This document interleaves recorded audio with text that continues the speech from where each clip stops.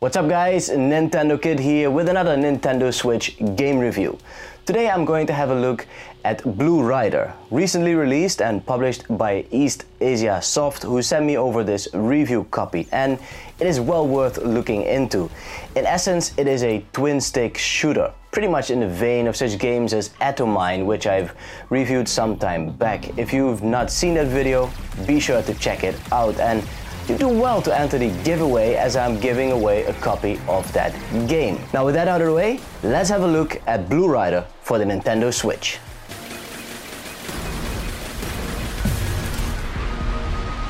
Blue Rider is a straight up, to the point, no nonsense twin stick shooter.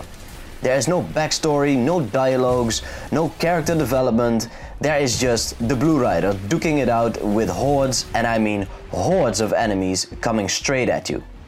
At this point in time, the game only knows one gameplay mode. The campaign, featuring a total of 9 stages, playable at 3 difficulty settings.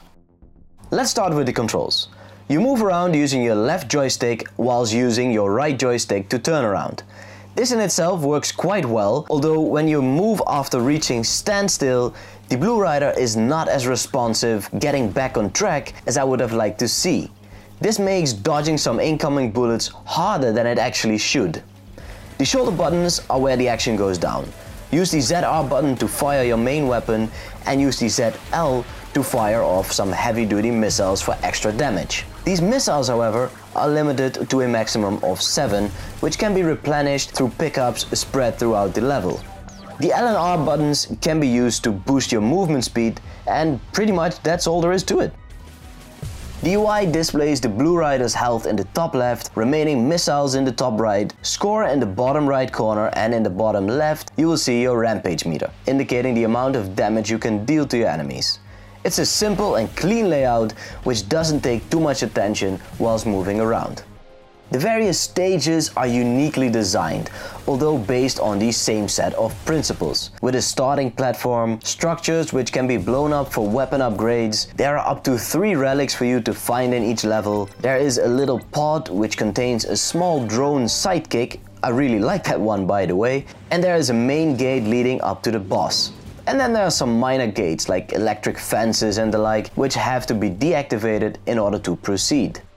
From a gameplay perspective, these stages work rather well and are fun to move around in, with the exception of stage 8, and that ties in with the absence of a minimap. Overall, the explorative nature of this game works fine, and I like going around finding enemies and searching for relics, as you cannot really get lost for the most part, although having a minimap would surely have been a great help. But it is in the 8th stage that things heat up. The level features rock pieces floating on lava, which sinks down right after you move over them, without ever coming back. This makes backtracking or slowly adventuring virtually impossible, and the stage itself doesn't give any indication as to where to head for. Even though my playthrough right up until this point was pretty much flawless, I ended up dying twice in this stage, not being able to find the route and burning up hovering over the lava. Had a minimap been employed, this would never have happened for sure. The Blue Rider's weapons, both the main gun and the missiles, can be upgraded through bringing down certain structures and picking up their drops, as well as cashing in on the drop pieces after defeating a boss.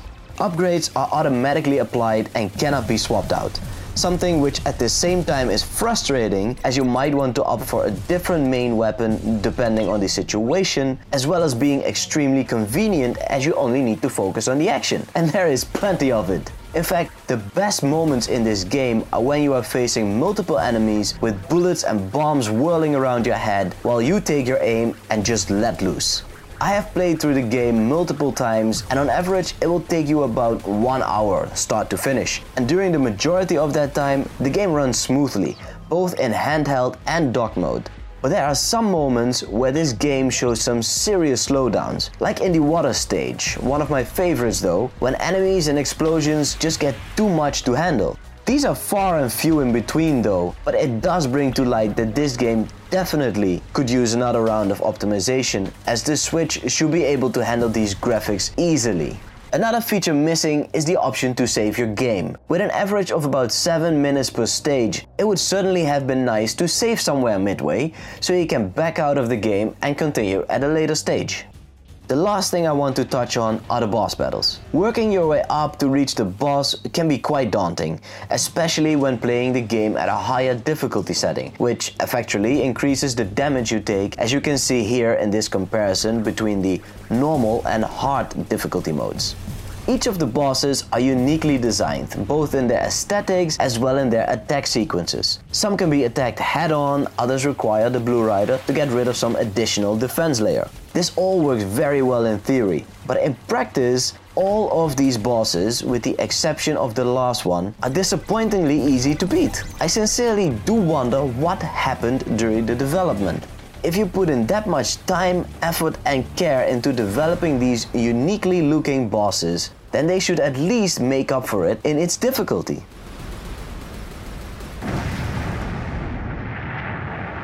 Blue Rider is an interesting title that at once manages to impress me by bringing some much needed twin-stick shooting set in some really beautifully designed environments and nicely crafted bosses, while at the same time the game is lacking a little bit in features and is not optimized graphically. Now, the game retails for just under $10 US, and I would suggest picking this one up if you're really into the shooting or action-packed genre.